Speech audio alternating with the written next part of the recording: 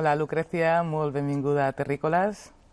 Lucrecia, tu et defineixes com a activista, feminista, sudaca i grassa en descolonització.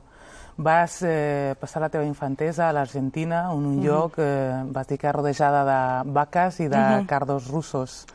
Volies ser ballarina i els teus pares van dir que amb el cos que tenies que això no podia ser. Com et va marcar aquest episodi? Hola, Tania. Claro, lo de bailarina lo cuento como anécdota porque creo que sí, que de alguna manera introduce esto que supongo que casi todas tendremos alguna experiencia de ese tipo, de haber querido algo y no haber podido, ¿no? O sea, el cuerpo ahí como o sea, un deber ser del cuerpo que a veces, bueno, va a decir que no, ¿no? Entonces, en mi caso, esto de querer ser bailarina no era posible por mi cuerpo, tampoco hubiera sido posible por otras tantas cuestiones. O sea, vivíamos en el campo muy precariamente, o sea, que digo, tampoco yo hubiera tenido acceso a una escuela de baile, por ejemplo, ¿no?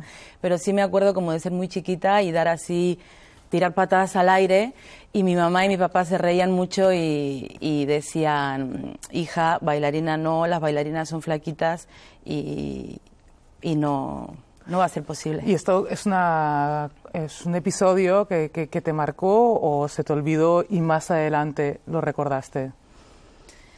O sea, no, o sea, es una constante, ¿no? O sea, el cuerpo, un cuerpo como el mío, que siempre recibió mensajes de gorda, de un cuerpo que tiene que preocuparse por transitar hacia una delgadez porque está equivocado, está en un momento de exceso y que necesita hacer algo para transitar hacia otro lugar, un lugar de tener unos...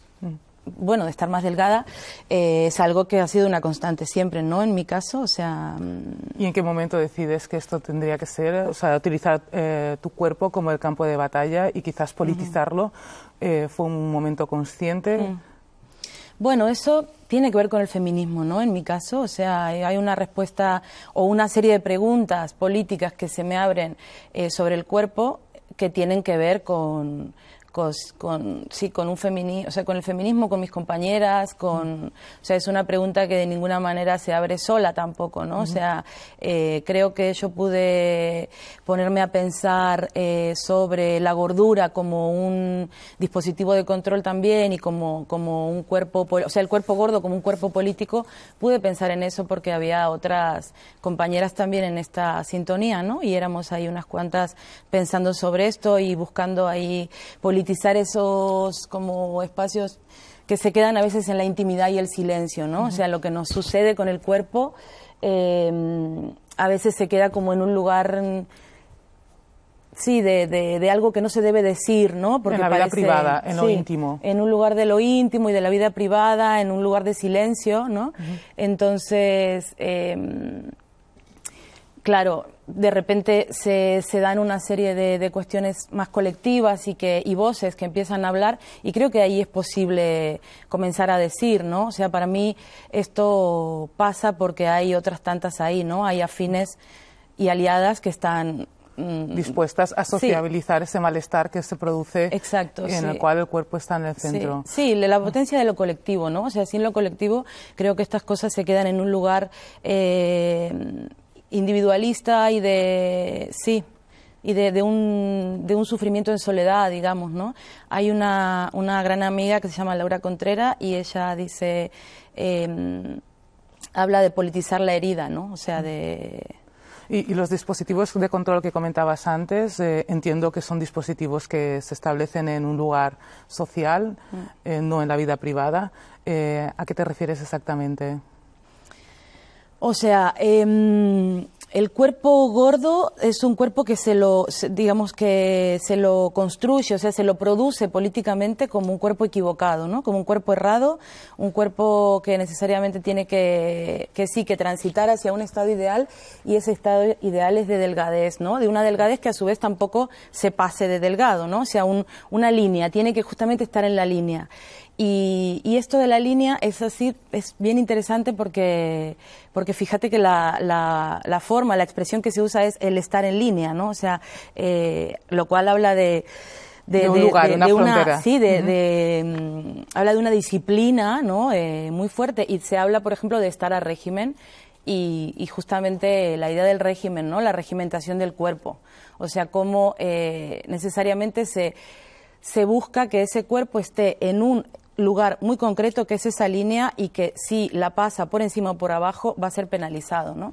Es un cuerpo que no va a estar en un lugar adecuado, y que todos esos dispositivos de control lo van a estar señalando como un cuerpo equivocado y como un cuerpo que necesita cuidarse. O fíjate que son todas estas, ¿no? Toda la retórica de la gordofobia y así tienen que ver con esto, con el cuidado de sí, con la salud, con quererse, o sea, todo un discurso. La gordofobia.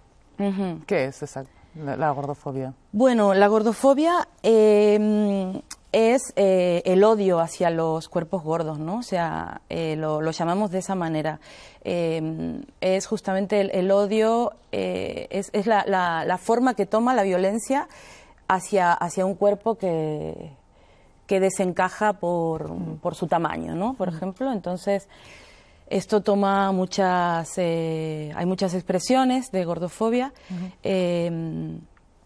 Pero sobre todo a mí me interesa remarcar que es una forma de odio, ¿no? A veces cuando decimos fobia, pareciera, o sea que claro, fobia también te remite a miedo, ¿no? Y a veces, y si estamos hablando de un cuerpo, yo creo que se trata de ponerle el acento de odio, ¿no? O sea, si estamos hablando de transfobia, de gordofobia o X, pongamos, o sea, digámosle odio, porque si no me da un poco la sensación de que es una manera casi políticamente correcta. ¿No se podría llamar también rechazo más que odio? Porque odio quizás es una palabra muy fuerte. No, pero creo que, no sé, a mí me parece una palabra potente y creo que es interesante también que se nombre, ¿no? O sea, que se nombre que cuando hablamos de racismo hablamos de odio, por ejemplo, también. O sea, que entraría dentro de la normalización, ¿no? Porque es todo lo que no forma parte de esta estandarización que la sociedad considera que es un cuerpo normal, todo lo que sale de ahí tú consideras que forma parte de un odio hacia esos cuerpos disfuncionales. Claro, es que esos cuerpos disfuncionales son cuerpos que no encaja, o sea, que no van a encajar dentro de parámetros productivos, reproductivos, incluso del deseo, por ejemplo, si entramos ahí, cuerpos no deseables, ¿no? Y en algunos casos ni siquiera entendidos como deseantes. ¿Tú cómo lo trabajas? Porque has hecho muchos textos, has participado en muchos textos colectivos, en revistas, te impartes talleres al respecto, que en la parte de la introducción no lo he comentado porque me interesaba mucho llegar hasta este episodio, ¿no? con tu familia. ¿Tú cómo, en la hora de transmitir, cómo consigues separar lo que es la experiencia encarnada, es decir, en tu propio cuerpo, y politizarlo? ¿Cómo haces esa simbiosis?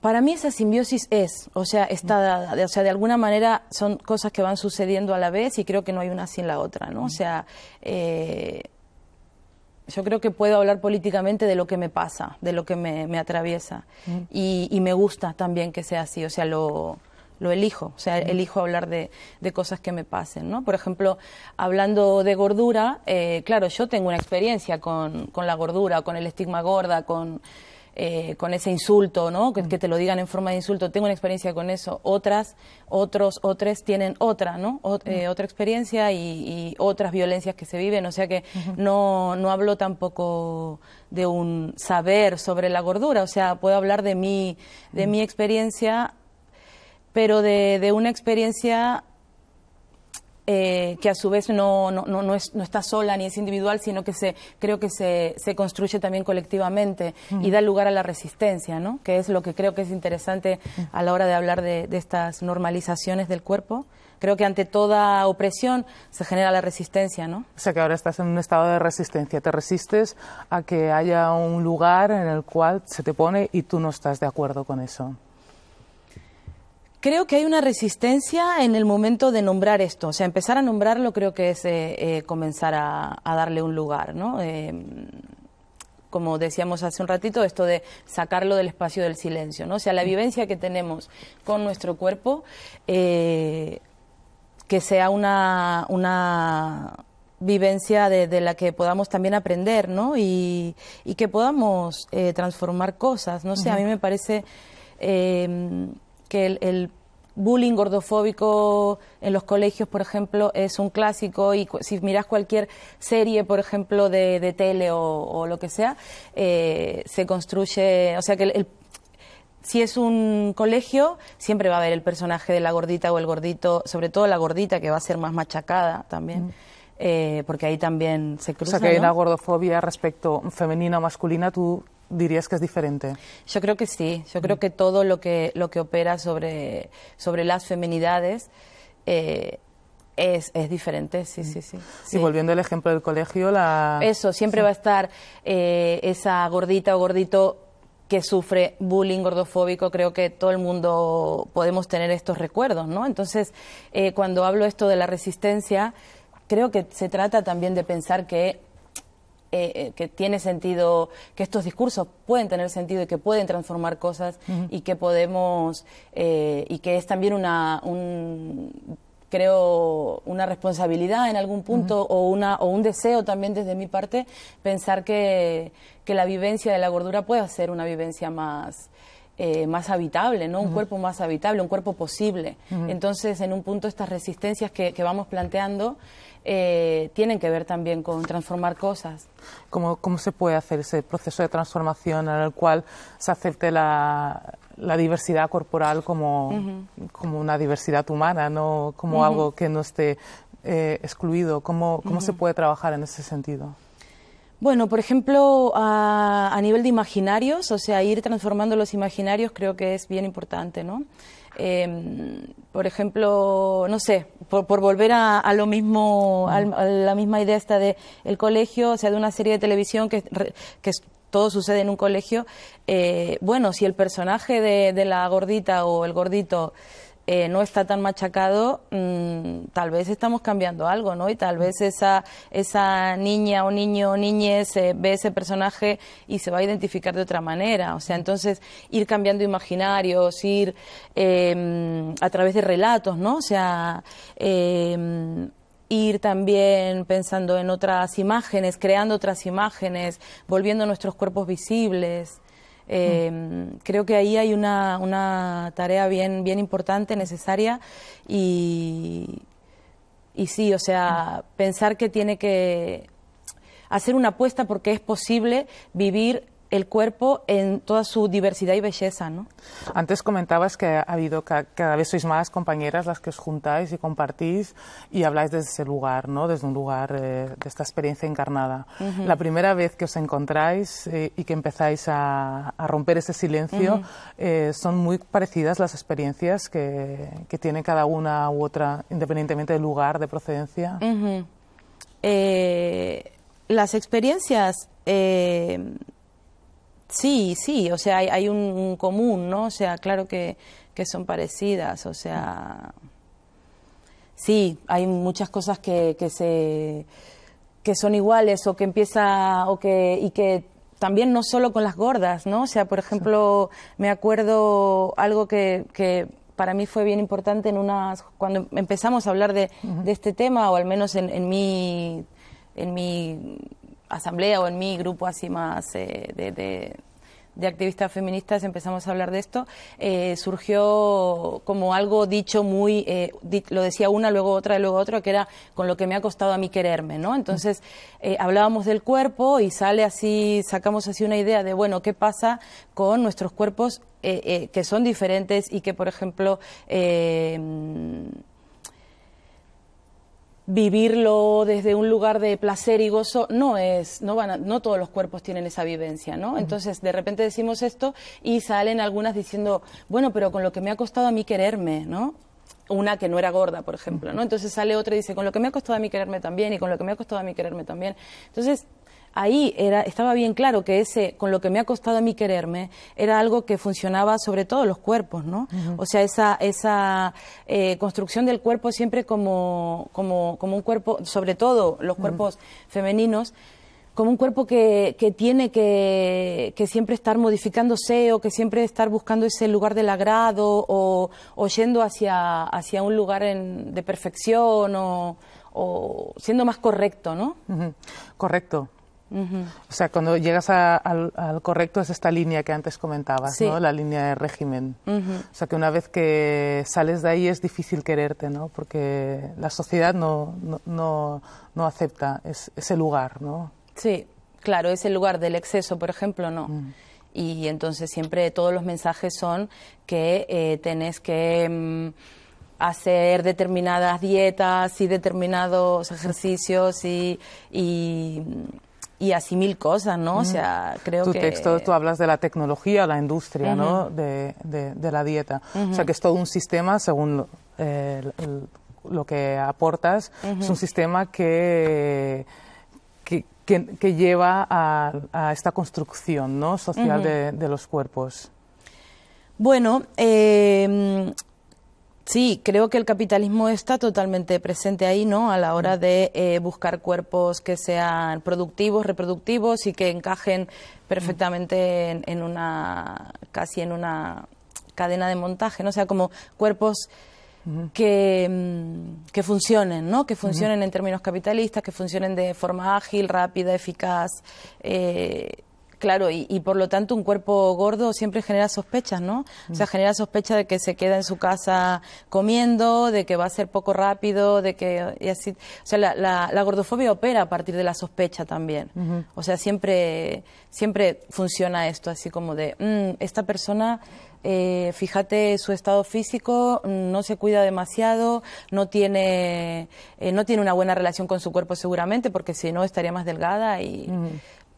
Sí, una sospecha, un miedo. A su vez, también funciona el miedo de cuidado que vas a terminar siendo eso, ¿no? O sea, la gordofobia también hace esto, ¿no? O sea, y el capitalismo, por enlazarlo con la pregunta, también opera desde ese lugar, ¿no? O sea, vendiendo todo el tiempo productos o sea, toda esa industria de la dieta está jugando todo el tiempo con el miedo. Este miedo es el miedo de que te conviertas en eso. O sea, cuidado que acabes siendo esa cosa gorda, amorfa y desagradable, ¿no? Entonces, tú, de repente ahora cuando estabas hablando, he tenido una curiosidad. ¿Tú has estado alguna vez a régimen o a dieta? Sí, muchísimas veces, claro que sí. Y eso, claro, y cuando ha habido un momento que has dicho hasta aquí he llegado, no voy a estarlo. Sí, claro, o sea, ha habido un momento de decir, bueno, creo que esto al final es una constante en mi vida y ¿por qué, no? De hecho, para mí sí que un pensamiento que me hizo como entrar en estos temas más implicadamente o haciéndome más cargo, ¿no? Porque, a ver, como gordas, las gordas sabemos, se nos ha dicho todo el tiempo esto y lo sabemos y también hay una amiga que habla que dice de la injuria gorda no se vuelve, ¿no? O sea, te han dicho gorda siempre y tal vez tu cuerpo en el presente no es necesariamente leído como gordo, pero tenés esa vivencia, o sea, y eso está presente y todo el tiempo está presente ese temor a engordar o sea, que tampoco creo que lo gordo como injuria se corresponda necesariamente con el cuerpo que estás teniendo en ese momento, ¿no? Tal vez hay épocas que se baja de peso por diferentes cosas, o sea, a mí también... Se queda el estigma, ¿no? Sí, a mí me pasa también que el peso me oscila y a muchas, pero el estigma está ahí siempre presente, ¿no? Entonces, volviendo a esta idea, ¿no? Claro, cuando hablamos así de gordofobia, está presente ese miedo y está operando de alguna manera como con un deber ser del cuerpo que lo estamos exigiendo, ¿no? Hacia un lugar o... Sí. Ahora tienes una exposición colectiva aquí en Can Felipa que se llama Emocions desindiarias, en la cual expones una obra que se llama El entrar del estómago. ¿Qué es lo que estás o hacia dónde quieres llegar con esta obra? ¿Qué es lo que estás intentando transmitir? Bueno, esta es una expo donde el tema central es odio, ¿no? Entonces, las curadoras, que son Maike Moncayo y Blanca del Río, me me invitaron a montar algo donde se viera como el odio en la construcción del cuerpo, ¿no? Y en este caso es el odio gordofóbico el que tomo, ¿no? Entonces es un poco, es un recorrido, o sea, sin pretensiones de decirlo todo, porque tampoco es posible, y tampoco me interesa ¿no? lograr discursos completos, sino lanzar algunas ideas. Entonces las ideas que lanzo ahí son qué ingredientes, o sea, en ese entrar al estómago, la idea es que veamos el odio como ingrediente fundamental en la creación, en la producción política del cuerpo gordo. O sea, cómo ese cuerpo gordo pasa a ser gordo, porque además sos gorda a partir de que te nombran como gorda, ¿no? Entonces, ese cuerpo pasa a ser gordo a partir de una serie de elementos que están muy relacionados con el odio, ¿no? O sea, por ejemplo, la publicidad, o sea, cuando todo el tiempo te están mostrando que hay que ir hacia otro cuerpo y que tu cuerpo está equivocado. Y es que es un cuerpo para la desaparición. De hecho, a mí me gusta decir, se es gorda para querer dejar de serlo, ¿no? O sea, se es gorda para que ese estado cambie y se transite hacia otro, con lo cual se es gorda para querer dejar de serlo. Entonces eso es lo que desde los activismos gordos planteamos un rechazo a esa idea y decimos, se puede habitar el cuerpo gordo, se puede ser un cuerpo gordo y se puede tener una vivencia feliz y gozosa del cuerpo en este cuerpo. Y no siempre a su vez también, ¿no? Porque tampoco estamos buscando una felicidad completa o la aceptación, tampoco es esta la idea, ¿no? Porque hay días que estoy bien con mi cuerpo y hay días que no. Y creo que esto es parte también, ¿no? Y me parece que más gordas o menos, la relación con el cuerpo es difícil para todas, ¿no? Y es una relación conflictiva para todas. Entonces, creo que nadie es feliz las 24 horas del día con su cuerpo. Bueno, nadie es feliz las 24 horas del día, yo me atrevo a aportar, ni con el cuerpo ni en general. Desde luego. Hay un tema que no ha salido, pero que es la cuestión de la vestimenta y los tallajes, que es dentro de los activismos gordos, ¿no? Que es, me resulta raro decirlo activismo gordo, porque es una traducción literal, entiendo que de inglés, ¿no? Y que no tiene una traducción específica en castellano ni en catalán. No. La vestimenta... Pero activismos gordos por nombrar lo gordo como un cuerpo que es político, politizable y que desde ahí podemos hacer algo, ¿no? Bueno, O sea, podría ser. Entonces, la vestimenta es un elemento importante, ¿no? Las tallas es un elemento en el cual se incide, ¿no?